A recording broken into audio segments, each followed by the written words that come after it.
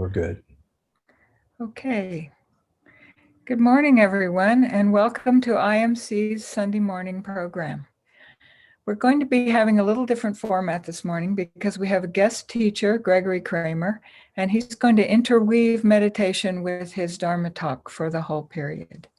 So I'd just like to introduce our guest teacher. We're delighted to welcome Gregory Kramer. He teaches meditation, writes, and is the founding teacher of the Insight Dialogue community.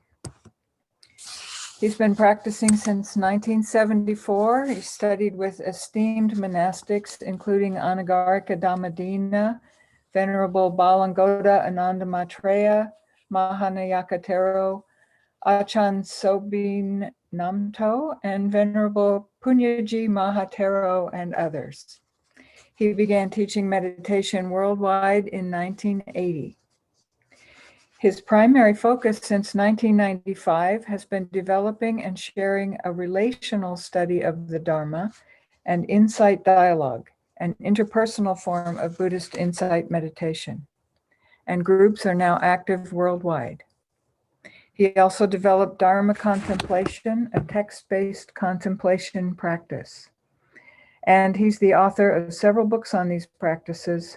The most recent is A Whole Life Path, a lay Buddhist's guide to crafting a Dharma-infused life.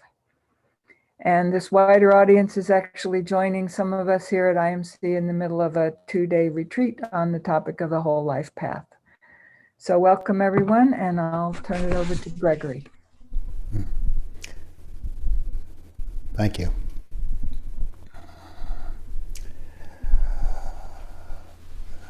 Yeah, we've been exploring a whole life path now for a day and a half in a retreat embedded in our lives. And for the retreat, but also for this one talk, this one session, if we can gain a sense of each moment being infused with a sense of path, just that one piece, I think we're doing really well. And the particulars, like 8 path factors and all this kind of thing, are really ways of populating that, of supporting that perspective that brings about experience. And so we'll begin by reflecting on why have a path at all, because that gives us a sense of direction, a sense of purpose of the path. And the way to gain some, experiential sense of the dilemma that the Buddha was confronting is to perhaps attune right now to how the path is manifesting, to how the human experience is manifesting. So as you see me, let's say on the screen, or as I see you, the actual practice or process, of light touching the eye, and there's, awareness of seeing, this experience of contact. And in this moment of contact, moment by moment by moment, there's through the door, the seeing door, the contact with hearing, you and I are sort of instantly involved in these processes of feeling and perception. So you not only see colors, but you have the form that is saying, it's a person. And particulars, perhaps, it's, oh my God, it's another old white man teaching Dhamma, might be your perception. But it also might be like, a human being, and so as soon as that happens, the instant the body-mind recognizes that this is a human being, all of these other sensitivities come forward. In that very moment, our entire process of human evolution as a social species pops up. Brain structures are activated that are relational. Hormonal systems built to foster relatedness are activated, both in terms of stress and in terms of pleasure. So all of that's happening right now in this moment of interpersonal contact. You just see me, and that's happening. And likewise, when we perceive anything in the world, there's this exquisite sensitivity to physical touch, as we said, to seeing, to hearing. So as you hear my voice, for example, right now, automatically your entire body mind is assessing, who is this person, or is this worth listening to? You're coming to know me through the quality of my voice, through the things I'm saying. Perhaps there's a sense of safety or unsafety, credibility or not. And like all of the learning that you've done moment by moment throughout your life is operating right now to get oriented in the world, to assess the world. In this case, me speaking. So this is just one piece of this exquisite sensitivity of the entire organism. So here you are, you're perhaps sitting in your body, feeling perhaps the form of the body, the shape of the body, and all of those nerve endings that tell you, here's a map of this form, this rupa, bodily form. That sensitivity begins to take, the construct of I, me, my body, but also just like the construct of taking in the light and the touching and then the perception, and then there's Gregory, and then there's a person, and he's out there, I'm in here. So that whole sense of me, you, and meanwhile all the air touches the skin, just like the sounds touch the ear, molecules touch the nose, molecules touch the tongue when you eat something. So all of these sensitivities to the world are constantly operating. Pleasant, unpleasant. Interpersonally, pleasant and unpleasant. Socially, in the bigger framework, a thought comes up of our society or of our sangha. Some is pleasant, like our sangha. Some might not be, like our politics.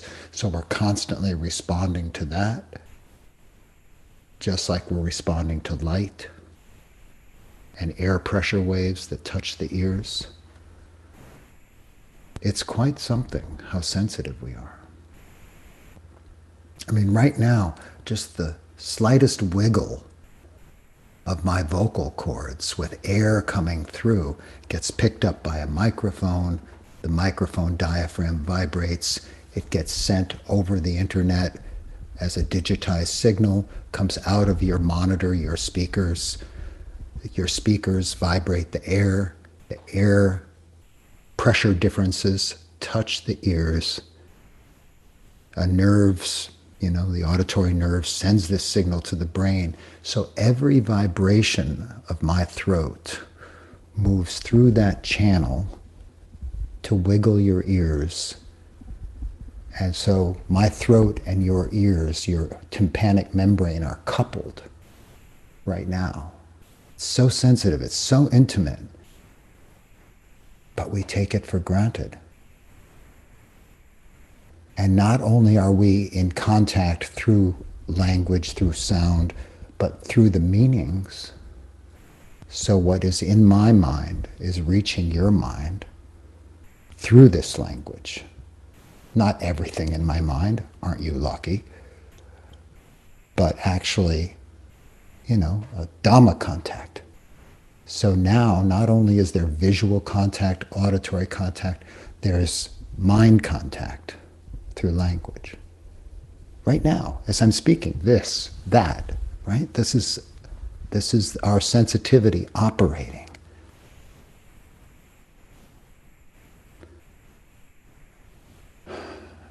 And right now, in this moment, it's operating in service of conveying Dhamma.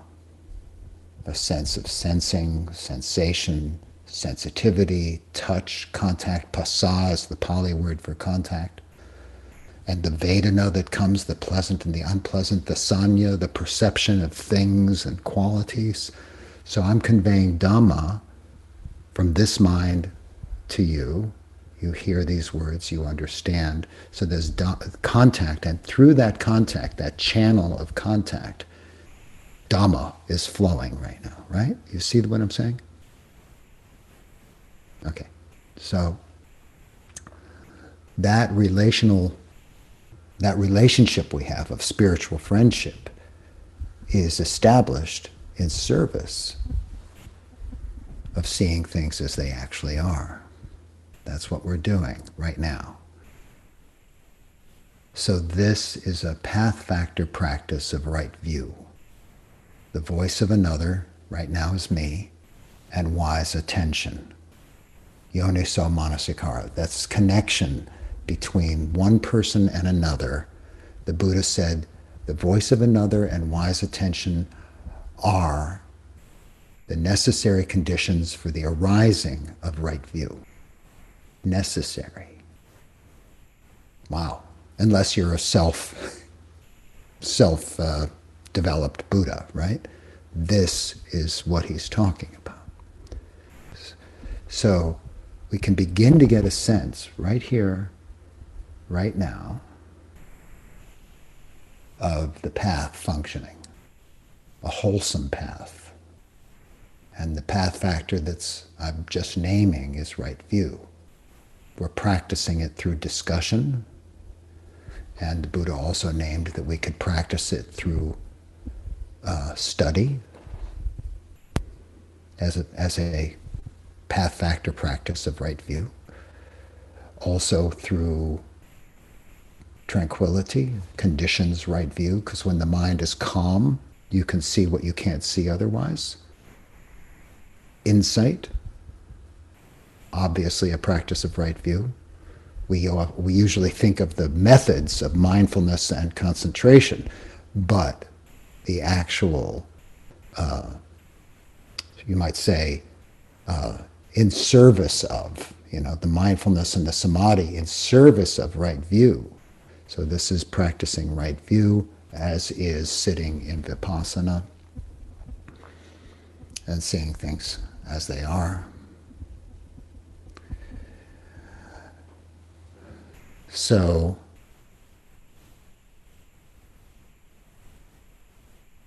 path is operating, and we're just seeing one of the ways it's operating. Now, why does that matter? The whole purpose of the path has to be understood, and it's understood in the context right now, I'm suggesting, of this human sensitivity to the world, to all these contacts, to so much going on, and the complexity that the mind builds up out of all these contexts, my preferences, and the things I dislike and that scare me, those build up. All the things that are familiar and unfamiliar, I begin to develop a sense of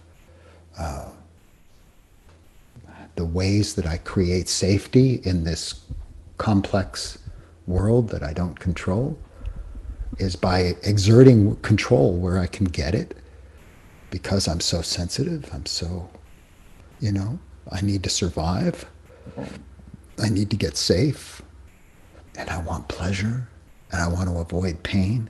So the organism is functioning with all these imperatives. This is what this is what the nature of my life is getting the pleasures, avoiding the pains, and stabilizing the self. Because that's survival. So how do we survive? How do I stabilize this sensitive being in a world that is out of my control? And that effort and all the strategies begin to form the basis of the tension that we call self, and the strategies that we call personality or behavior patterns. This is like how I get through the world, making it work. So perhaps I learned, for example, to perform in some way by being particularly beautiful or particularly smart, or to get seen and to exist and to stabilize a sense of me and get the supplies to keep that me well guarded, well regarded. And so I could have a beautiful voice, or I could make beautiful drawings, or I could just scream a lot so that people will pay attention to me. So that's see me so I can exist. And I pleasure myself so I feel like I exist, and I enjoy those pleasures, and I can surround myself, wrap myself in pleasant stimulations, and temporarily keep out the unpleasant ones that just keep coming back in. Whether it's something as simple as this sensitive body getting hurt by things, like poked and stuck, and in the suttas you see, insect bites and the beating of the sun, and, very direct kind of, very earthy sense of the human experiences conveyed in the discourses. The body growing old is described with its gray and thinning hair and its missing teeth and its bent over form. These are the aspects of dukkha that kind of the world constantly out of my control, pressing in. And I'm trying to stabilize and make it work within that. And so the pleasures, I can paste them over myself. And still, the world keeps happening. I can't keep the flow of pleasure high enough to make it work.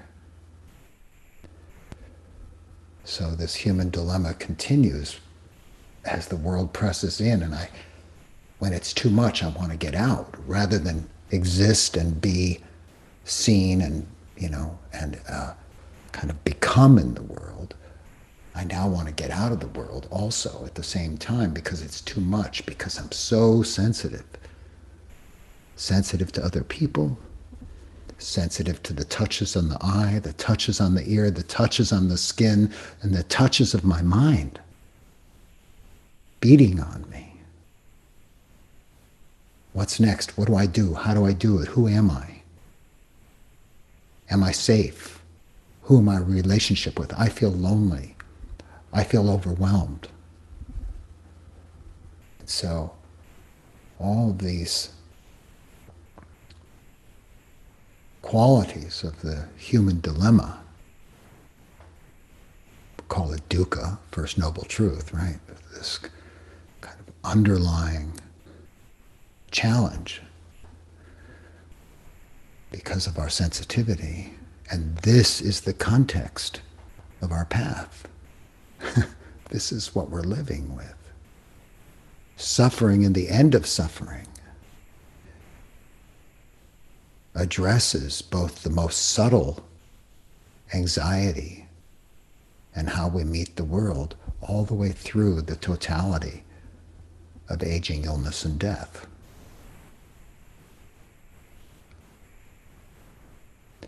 So, the urgency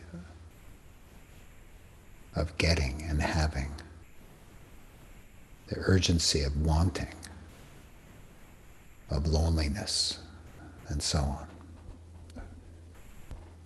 So, as we practice right view right now, coming to see this nature of the human experience, we say, wait a minute, I could be doing this anytime I'm observing my life in a reflective way. And one way to sort of keep your bearings is when the Dhamma is a reference point, and we say, okay, how can I bring the practice of right view into my everyday life?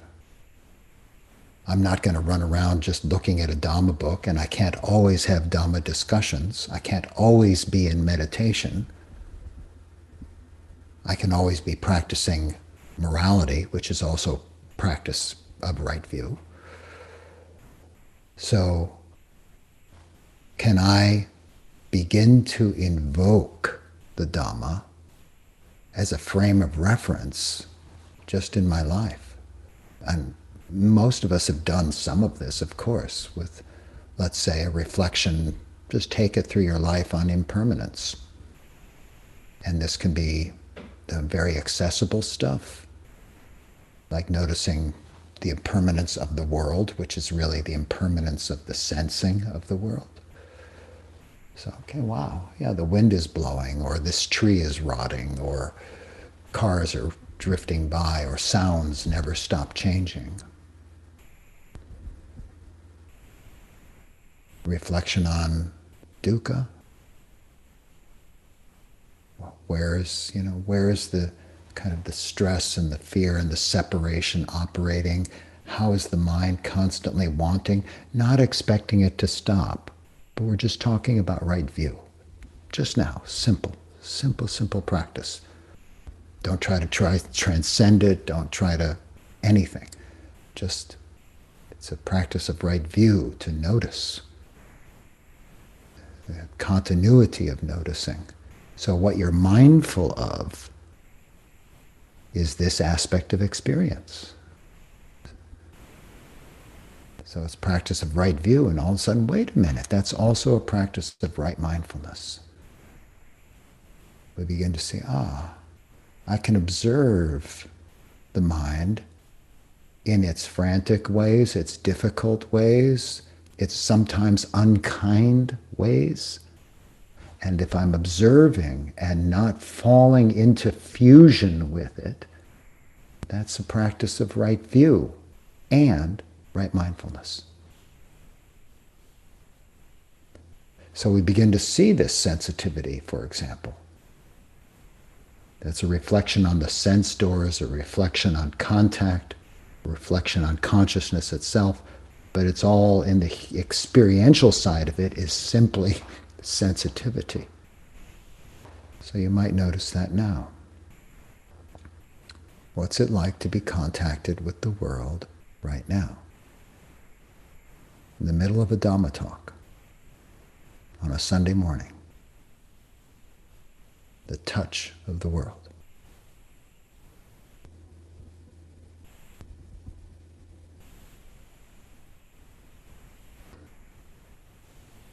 You can notice also the touch of the mind world as thoughts continue to self-fabricate.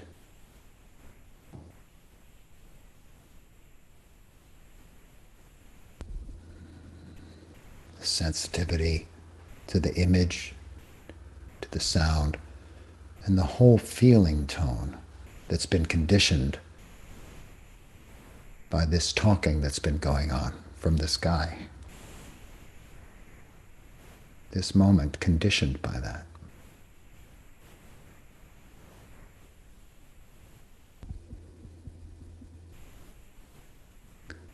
So, putting the sensitivity to work in service of understanding, samadhi, of right view. And right mindfulness is what's knowing this, yeah? Practicing right mindfulness right now.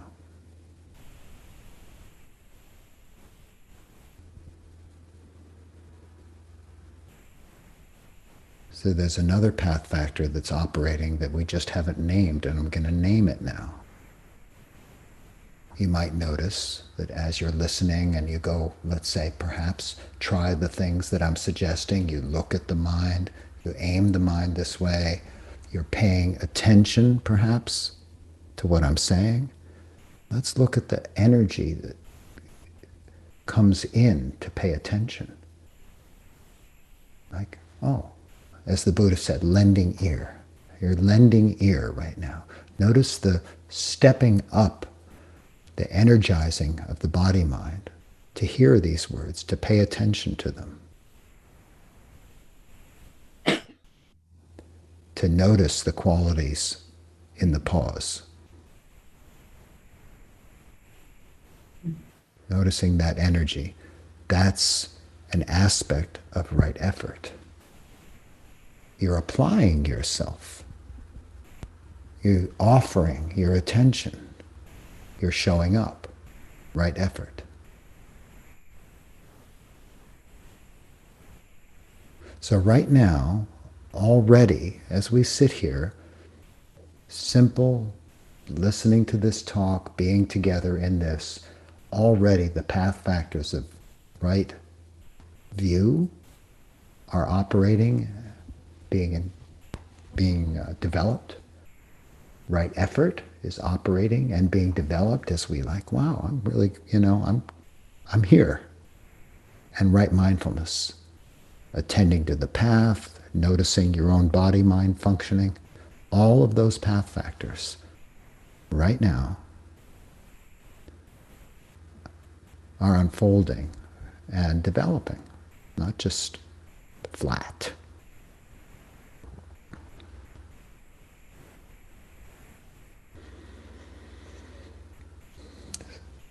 Any time that you're in your life and there's sufficient motivation to look for the path in this way, you can find it. That's good to know. It's never distant. That's really good to know. But we are greatly supported if we learn what that feels like. We learn it rationally, like I'm offering all these words to support it, and how it feels in the body to just sort of say, what's it like to be on the path? It's like this, and you get a sense of right view, right effort operating, right mindfulness operating. It's like a whole embodied experience.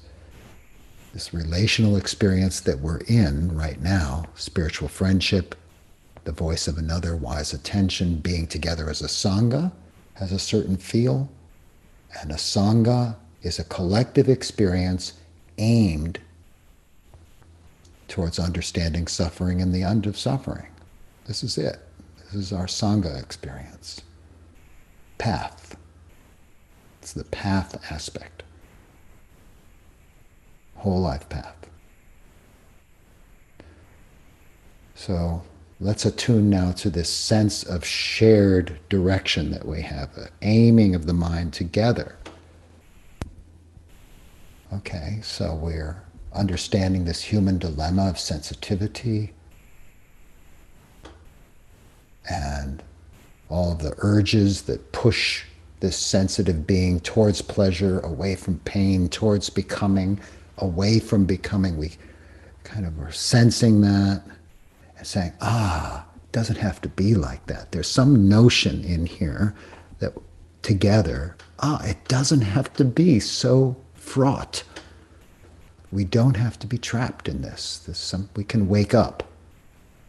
There's a sense of that, and here we are together in that intention, that aim of the heart. Sensing that direction, that feeling, the feeling tone of the direction of our lives, the direction of this very moment.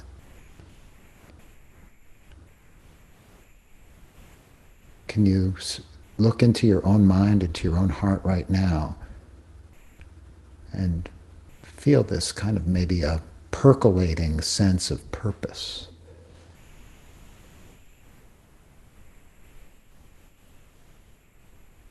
Sense of possibility.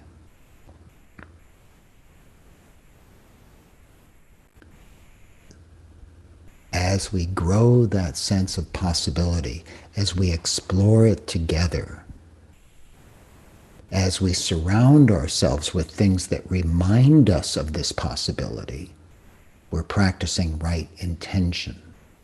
We're cultivating wholesome intentions, or the aiming, the direction of the heart.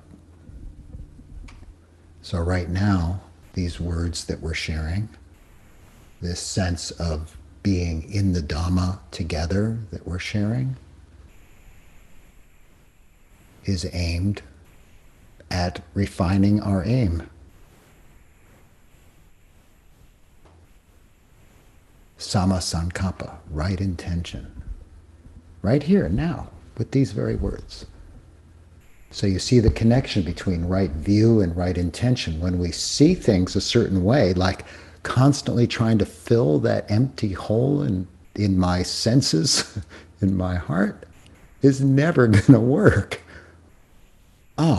So there's another way, this kind of way of letting go, a way of love and compassion that is not just built around trying to protect and satisfy a me. That's never going to work.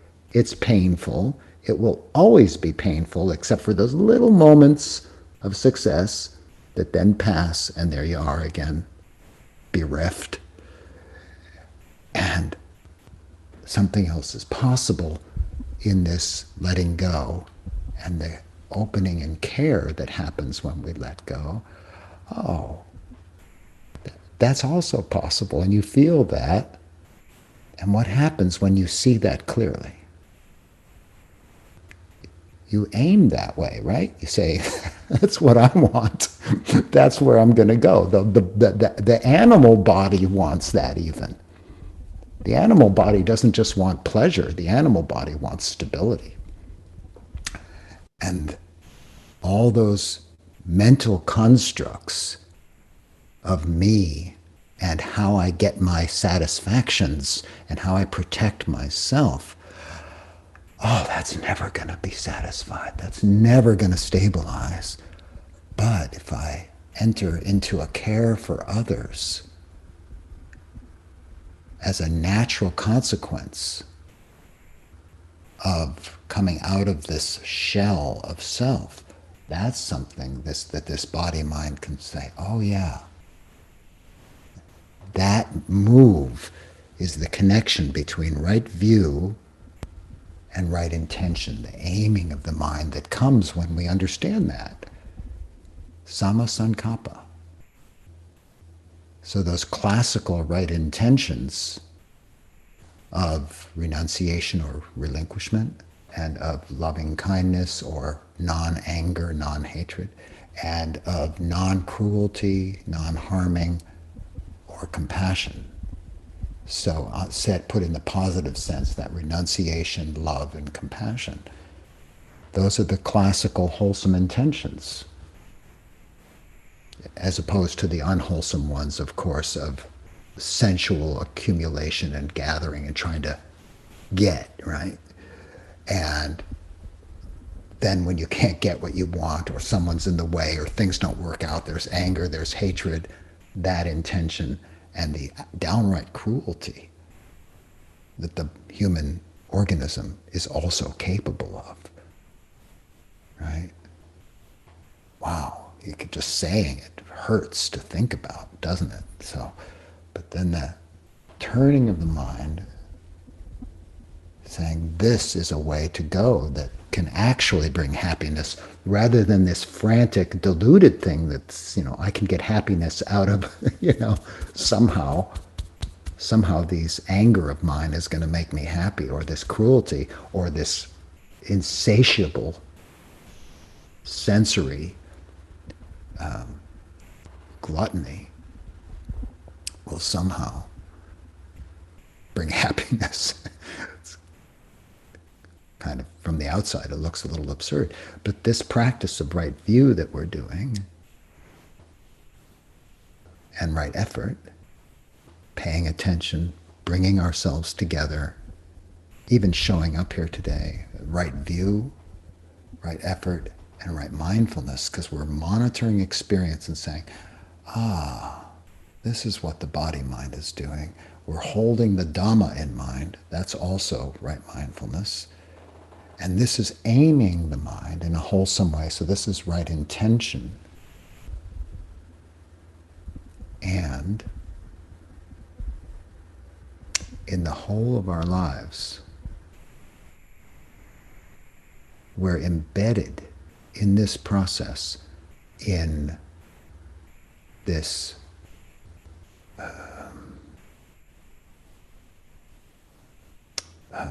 very tangled, complex world.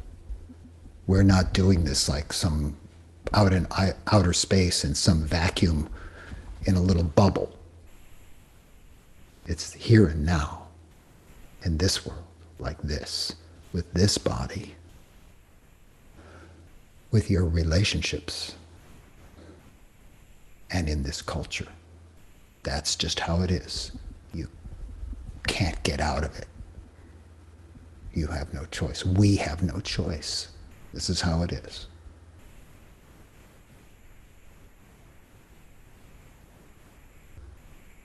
So there's some hard work there, but there's also some really good news. I'm going to name a little of the hard work first, if you don't mind. That being embedded in our relationships means that these are the conditions, these relations form the conditions for my path, the unfolding of my path. And no matter how much work I do on the cushion, if I am functioning in a way that is harmful, cruel, shut down, greedy, that the body-mind will continue to suffer and insight will continue to mostly evade me.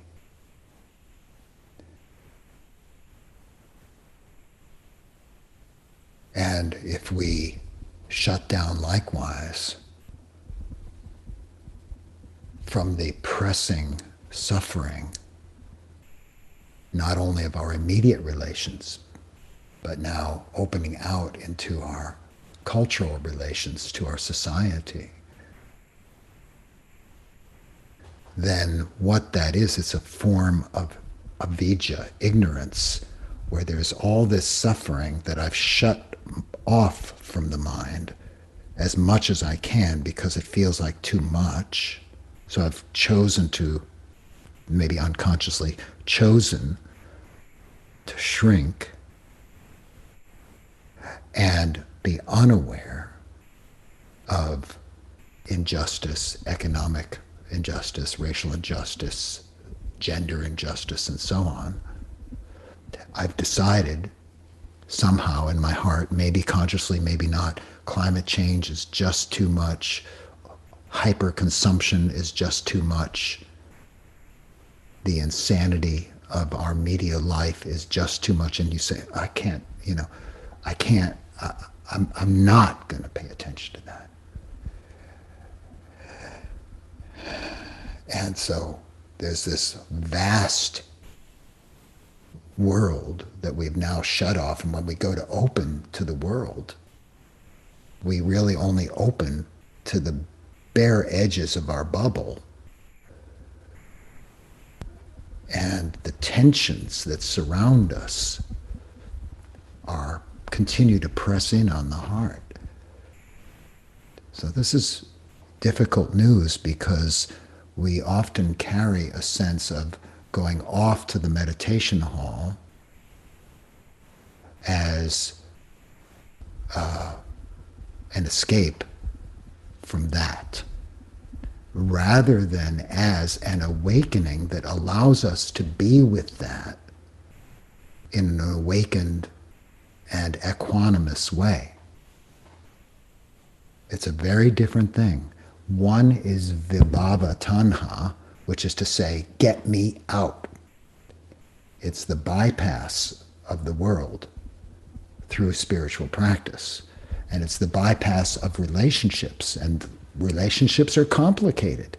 So whether it's the relationships with society or with my significant others, my family of origin, hey, this is complex stuff. How could that possibly be part of the path? We say. But I'm going to ask you another question. How could your primary relations not be part of the path? If every moment conditions the next, how could those relations not be part of the path?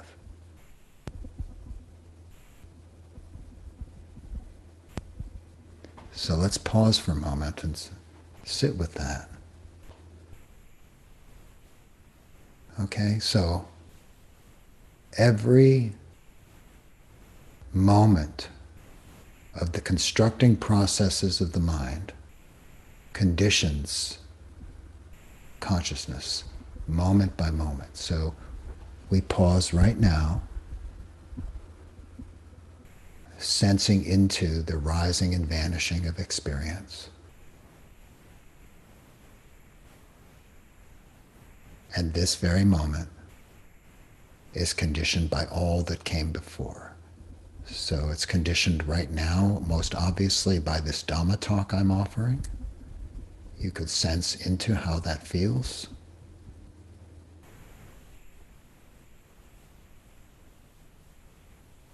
This moment is conditioned by something as simple as what you ate for breakfast or how well you slept. Let's pause for a moment and see that.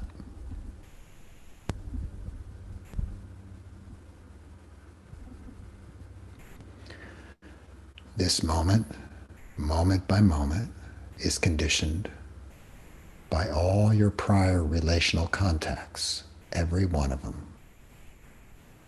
So, perhaps you can sense the presence, in some sense, the conditioning impact, is what I mean, of your mother, your father, any siblings.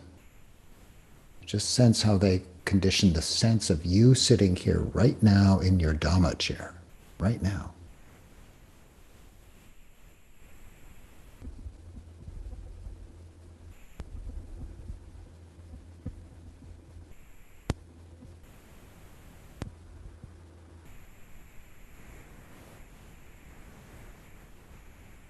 The Pali for all of this is in dependent origination, Sankhara, Pachaya, Vijnana. So all prior formations, volitional formations, all these contacts condition the arising of consciousness moment by moment.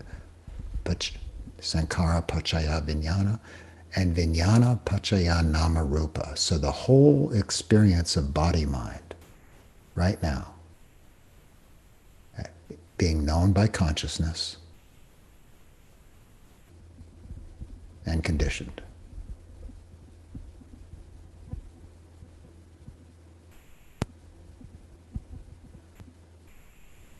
And this is constantly being formed and reformed with every contact with the world, every volitional contact with the world. So how could your relations possibly not be intrinsic to the Dhamma path of freedom? It's not possible.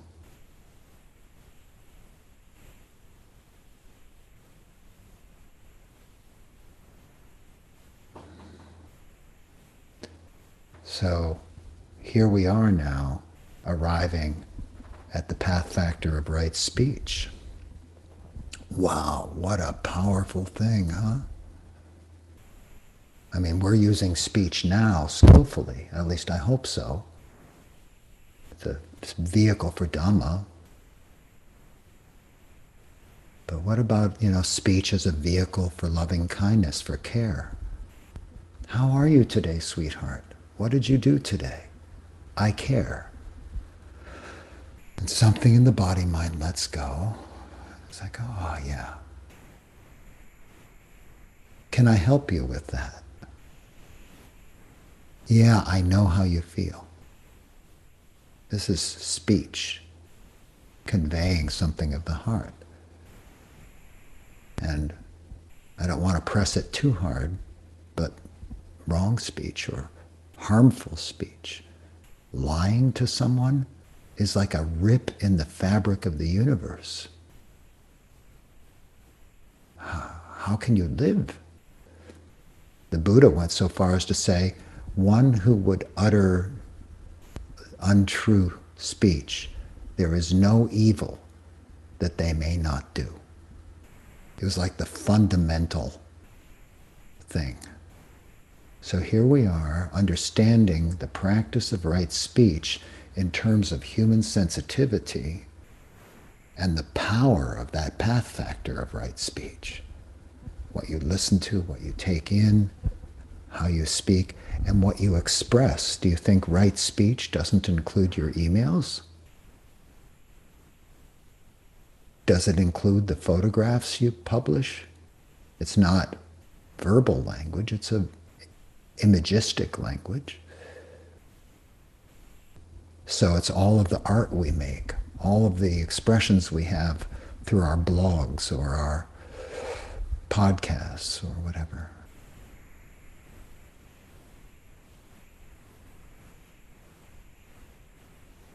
And right action now, when we sense right action as all action, we have sort of the core of a body, the power of a body to do harm. Action. Right action. So wrong action of killing, wow, just to really think about intentionally harming other people. And you get a sense in this conversation we're having now, wow, how does that condition the mind going forward? And we see, my path of non-harm decenters from myself and creates safety for others. And when I participate in creating a universe that is safer for other beings, that goodwill conditions my mind as well as conditions my immediate relationships, and it extends and infuses out to the world so I can participate in making the world safe for others. So that might look like, political action. It might look like a simple gesture of holding a door open for someone. Each of us finds our balance in the active aspect, not just the refraining aspect of right action, but the active part of it, of creating safety and care and extending that. As the Buddha said, caring for oneself is good. Caring for others is good. And the highest and the best is caring for both self and other. Unambiguous. That's the path. He's describing a path. Suffering and the end of suffering. Internal, external, and both.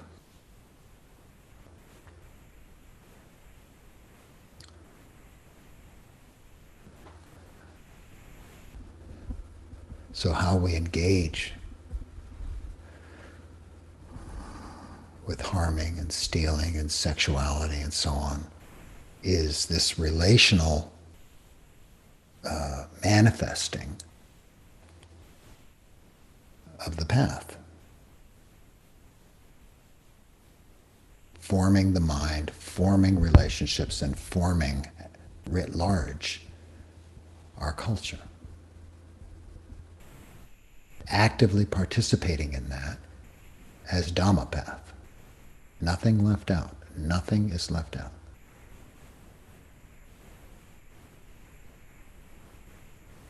So let's just pause for a moment and sense into each of us, take a moment internally and sense into the direction of your life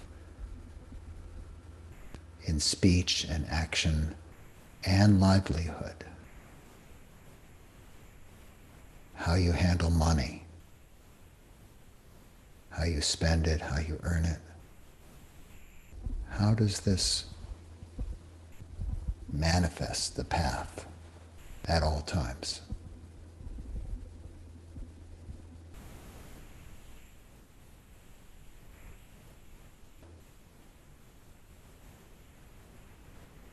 So mindfulness is operating right now.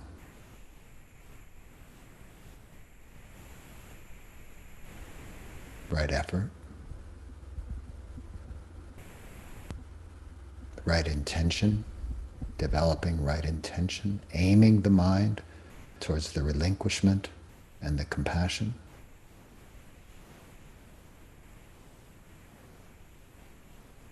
To understand the power of right speech, right action, and right livelihood.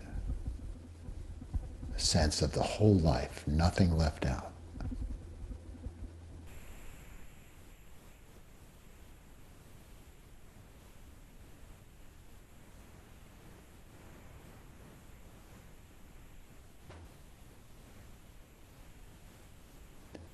And the nature of the mind, the body mind, to become tangled is great. Neural patterns form, hormonal habits form. And these tangles, we act from these tangles. We see the world through these tangles that go very deep. So there's compassion and there's patience. And there's the deep work of right effort and right mindfulness as we're seeing now, but also right mindfulness and right effort in formal practice like insight dialogue, like vipassana. So let's look at the role of Samma Samadhi in exactly this framework that we've provided here. This sense of being intoxicated with the self, being lost in ignorance and tangled and not. And understand that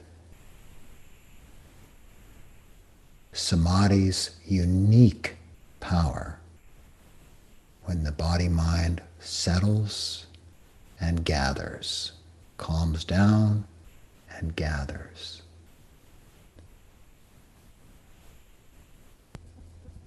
To see things as they actually are, which is to say, the nature of the tangle, and perhaps to touch the experience of being, of untangling, of a letting go of the knots of the gathered self, of the gathered personality, of the crunch of I am and all the fears and the aggression that comes out of fear and all of that, getting down underneath to where it's all formed, like right down at the bottom to where it turns into, from just the flux of experiencing body-mind, and it becomes like, wow, now it's a me that has to do all these nasty things, but there's a relaxing of all that beneath, and it's all just flux. The samadhi, the sama samadhi, comes not only through our lifestyle that is changing towards morality and tranquility and decency and sanity, but also towards formal practice. So we have a place on the path for formal practices where we can experience things in a way that the normal, conditioned habit mind does not, cannot. It's too noisy. It can't hear the signal because there's so much noise in the air. So we lower the signal to noise. We increase the signal to noise ratio. We lower the noise. We increase the signal of things as they are: simplicity, impermanence, the qualities of the flux rather than the self, the experiencing rather than the grabbing of experience, experiencing as process. And samadhi can bear this, samadhi can witness this. There's sufficient equanimity, sufficient stillness.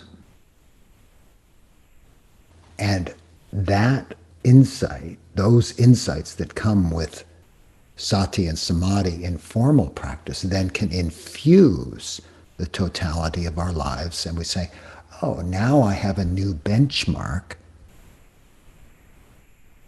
for what's possible in the way of, for example, calm. I used to think I was calm Sunday morning, drinking coffee, reading the paper.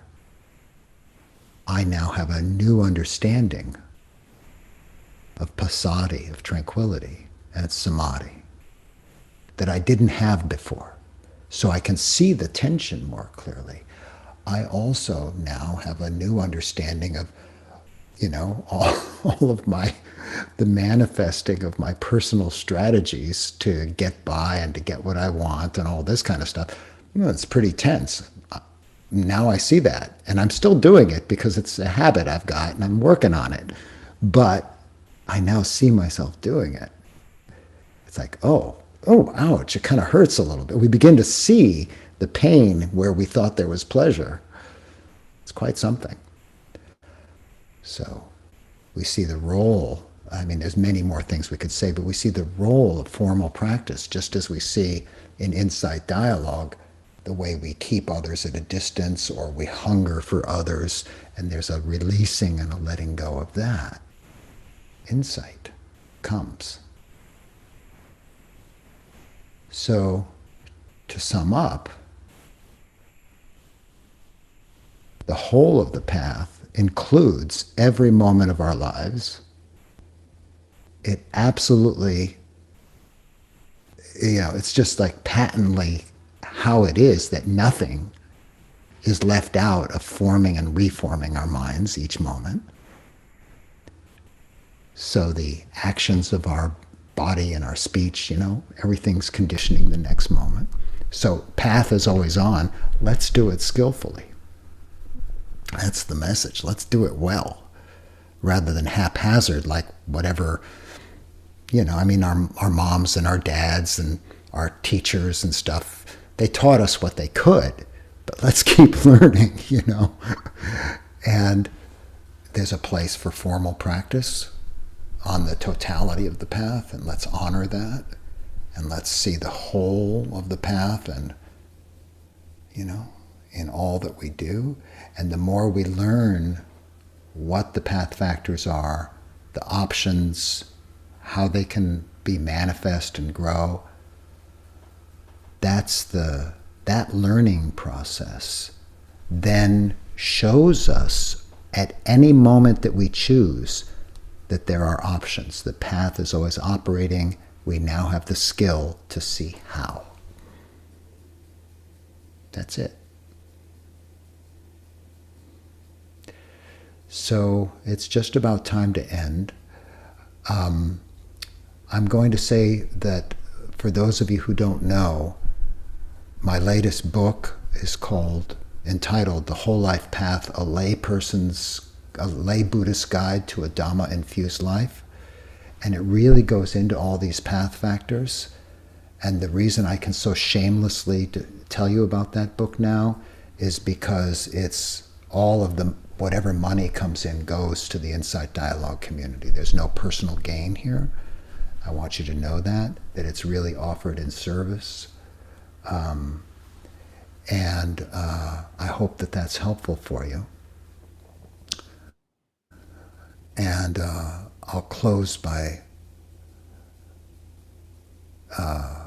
sharing that the observation that the great privilege we have of meeting with each other, of having the technology, of having the safety to pay attention and not have to run away from marauders and bullets, and that we have enough to eat so we can take this time because we don't have to run out right away and find our next meal.